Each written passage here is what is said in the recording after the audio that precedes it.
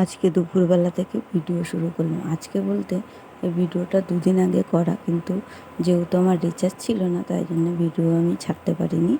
আর recharge করা হয়েছে, তারপরে গিয়ে তোমার ভিডিওটা আমি এডিট করার টাইম পাইনি।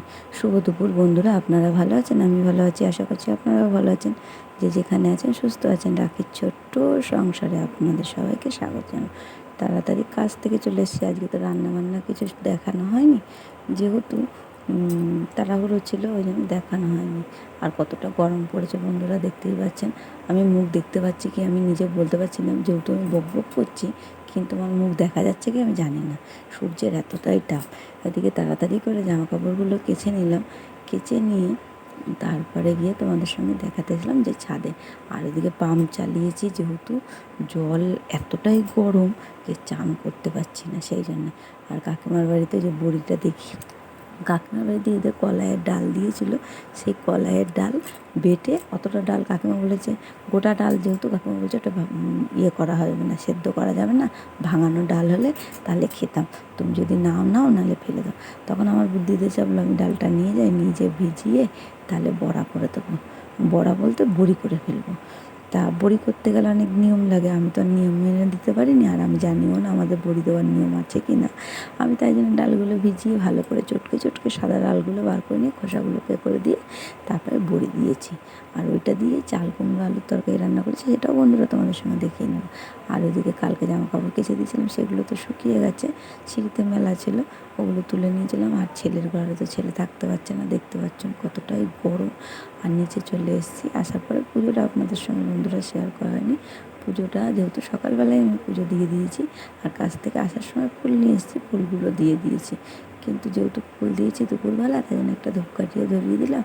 আর তুলসী গাছটা দেখছো তো বন্ধুরা, এখানে নিচে পুঁতে দিয়েছি, যেহেতু রোদের মধ্যে না এখন নিয়ে যেতে চায় না ছাদে, আমারও কষ্ট হয়ে যায়, সেই জন্য এখন ওই ঘরের মধ্যেই দিয়েছি একটা, মানে মগে করে লাগিয়ে।